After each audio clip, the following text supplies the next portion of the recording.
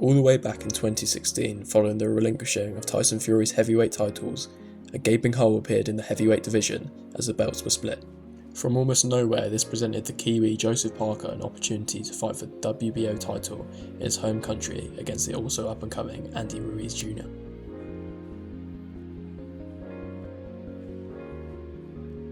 Parker was introduced to boxing as early as 3 to 4 years old by his dad, who was a huge boxing fan. His father said he would grow up to be a champion. He has a very close relationship also with his mother, who like his father would work 2 jobs at a time in order to provide, instilling a work ethic in Joseph from an early age. His dad is named after legendary heavyweight Jack Dempsey, and when he would return home with gifts, it would often be boxing related. As a kid, Joe would also train with his brother, complaining that he got all the good genetics because he had abs before Joe did. In his amateur career, Joe would travel all over the world, sometimes on his own because New Zealand couldn't afford to send a coach out with him. His parents would also watch from home, once having to take out a loan to allow Joseph to travel and fight. Parker would reach the quarter-finals of the Commonwealth Games before turning pro, moving across the world to train with Kevin Barry and live with his family out in Las Vegas. Many people questioned his decision as he was controversial for all of his fallout with David Tua, particularly amongst the Samoan community. But Joe thought for himself and he became part of the Barry family. Parker rose quickly through the pro ranks, taking on his first major test in May 2016 against Carlos Takam. It was a very tough fight where Joe showed a lot of character to dig in and secure the victory, setting up a clash with Andy Ruiz Jr. The fight for the WBO world title was extremely close, but Parker would earn a narrow split decision to become the world heavyweight champion and the pride of New Zealand.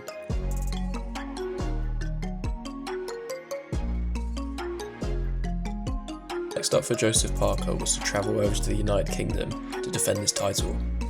First up, there would be the talented and awkward Hughie Fury, cousin of Tyson Fury. The fight was lackluster and the two styles never really gelled, but Parker would get the nod by a majority decision despite the protests of Team Fury. This set up a mega fight unification for the start of 2018 at the Principality Stadium in Cardiff against Anthony Joshua, with the Brits' IBF and IBO belts on the line, as well as Parker's WBO strap. Joshua would use his reach advantage to full effect, dominating the fight behind his jab, never allowing Parker to really grow into the fight. The decision was unanimous in the end, with 2 118-110 scorecards and 1 19-109. But credit to Parker, he's never run from a tough fight, and he would remain in the UK to take on the informed Dillian Whyte at the O2 Arena in July, with both taking the fight on just 5 weeks' notice.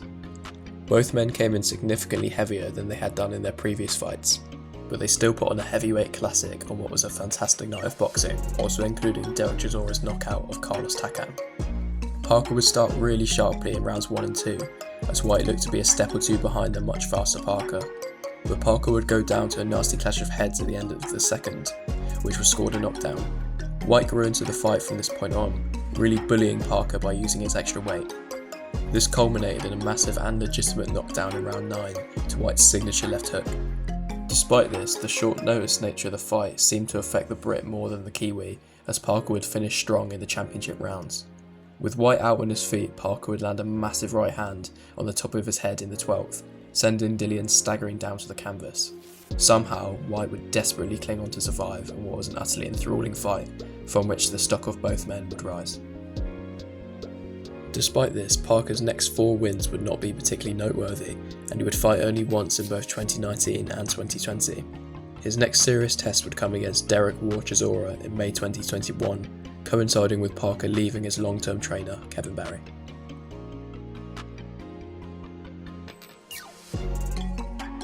Parker would call on his friend Tyson Fury to ask for advice regarding a new trainer.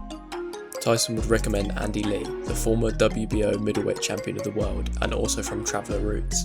Lee would spend the majority of his career out in the United States, despite being Irish, as he would move to Detroit to train under the Kronk style with legendary Emmanuel Stewart.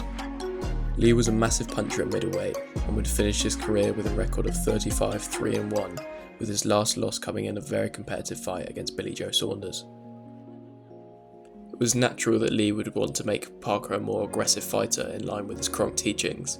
However, things would get off to a difficult start as Parker was knocked down in just 9 seconds of round 1 versus Derek Chisora in May 2021. The fight would remain highly competitive throughout, with many believing that Chisora should have got the nod, but the scores ended up in favour of Parker by a narrow split decision. With more time to work with Lee, Parker would make no such mistakes in the rematch, dominating Chisora to a comfortable unanimous decision. Parker was much more authoritative than in the first fight, regularly buzzing Dubois with a straight right and rear uppercut and scoring knockdowns in round 4, 7 and 8. This would set up a huge fight for Parker against the man who was largely regarded as the third best heavyweight in the world at the time, versus Joe Joyce. Parker would put in a really strong performance in what was a real war of attrition, but he was eventually ground down in round 11 with a massive left hook that won the fight for the Juggernaut. It would come to light afterwards that Parker was suffering from illness during the build-up. Despite this reason, Parker's career was largely left in an uncertain position regarding ever fighting for a world title again. He would return with an uninspiring win against the natural cruiserweight Jack Massey, but then scored 2 quick stoppages against Fega Opolu and Simon Keane.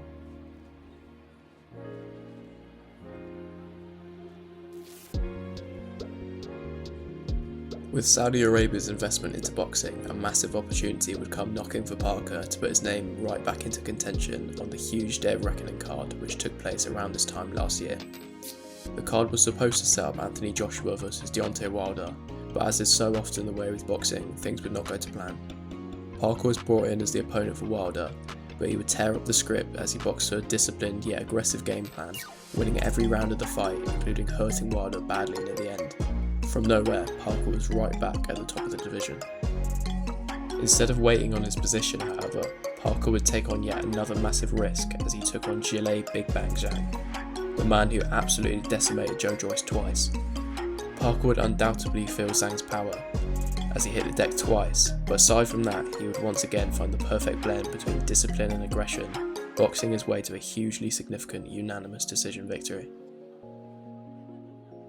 He had more than earned a shot for a world title by this point, but it wasn't entirely evident when this shot would come, with Usyk, Fury and Joshua the clear priorities for Riyadh season.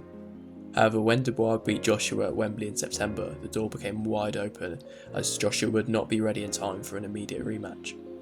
It will almost be a year out for Parker by fight night, but this has given us time to work as he looks stronger than ever as he looks to become more of a puncher in the heavyweight division.